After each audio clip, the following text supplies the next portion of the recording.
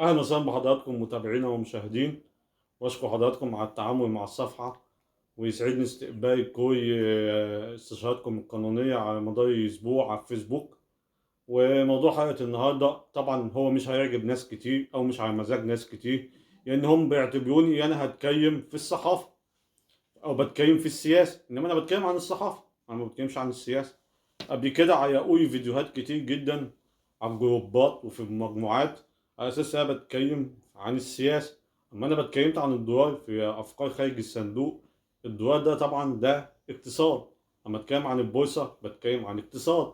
اما اجي اتكلم عن الاعلام النهارده، فطبعا انا بتكلم عن وزاره كبيره اسمها وزاره الاعلام، يعني صحفيين ومذيعين وناس بتعمل اعلانات وناس بتلعب كوره. الاعلام ده طبعا احنا كلنا عارفين ان هو في كذا اتجاه. انا مش هتكلم عن تعريفه او تاثيره في المجتمع، انا هتكلم عن وظائفه الاساسيه. اول وظيفه اساسيه هي الوظيفه الاخباريه. يعني ايه الوظيفه الاخباريه؟ يعني هو ده اول زمان زمان خالص كانت بتظهر في ايه، في الجرايد والمجلات.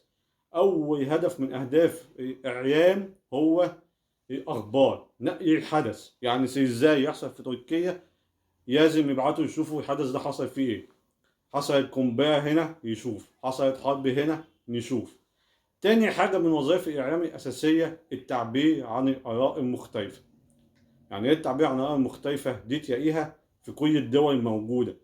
يعني مثلا تلاقيها الإعلاميين أو الصحفيين شغلهم الشاغل إن هم يدعموا الدولة، سواء صح أو غلط في كل قراراتها.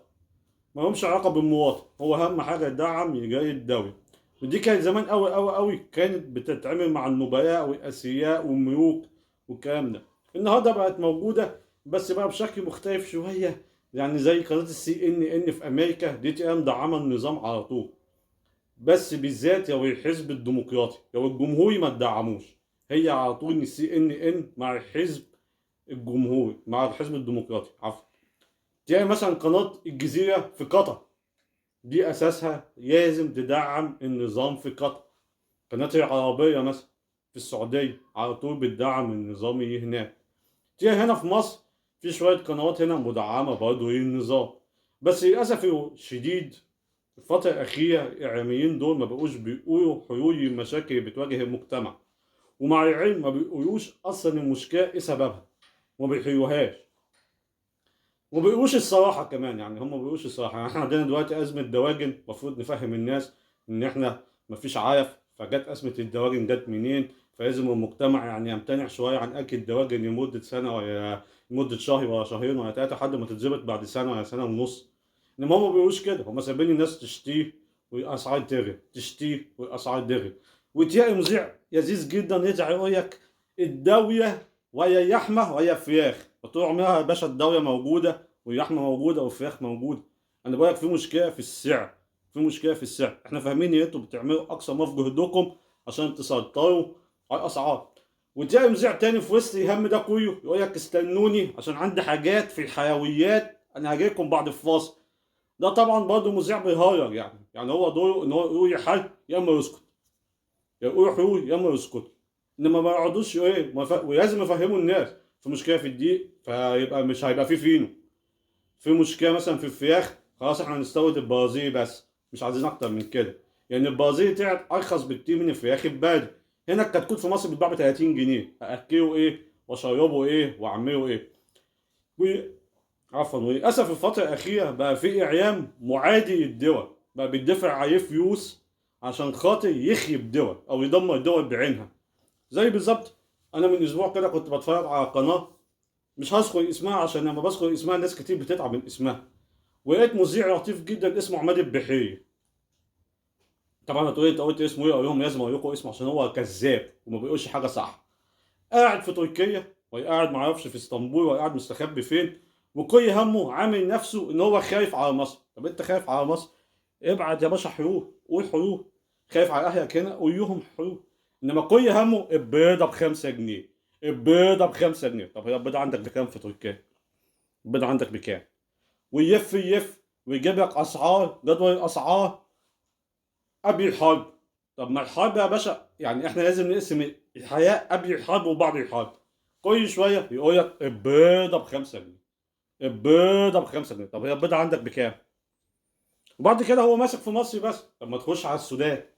السودان عندهم أزمة دقيق، 95% من استيرادهم الدقيق، ما عندهمش دقيق، ما عندهمش يعملوا عيش يفطروا بيه.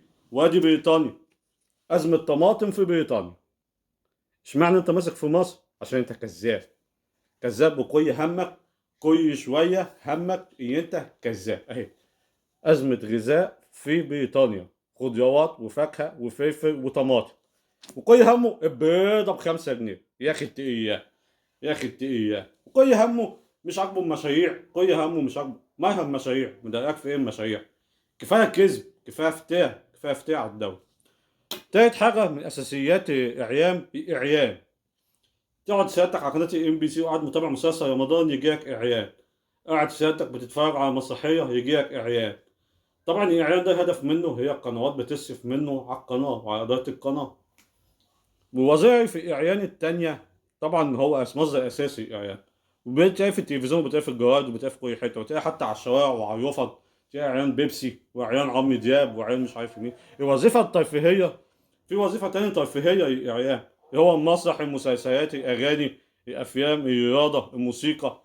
وفي وظيفة التعليمية اللي هي البرامج التعليمية اللي بتيجي للطلبة، سواء الكيمياء ولا العلوم ولا الفيزياء.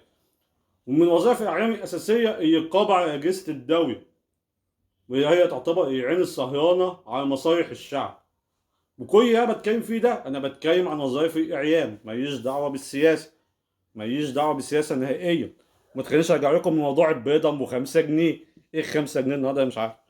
وفي إعلام ديني اللي هو زي قناة اقرأ وقناة CTV وقناة أغاني. وفي إعلام رقمي، واعلام رقمي ده احدث حاجه الاعلام اللي هو زي يوتيوب وفيسبوك وتويتر والتيك توك. وشكرا لحضراتكم، والبيضه ب5 جنيه.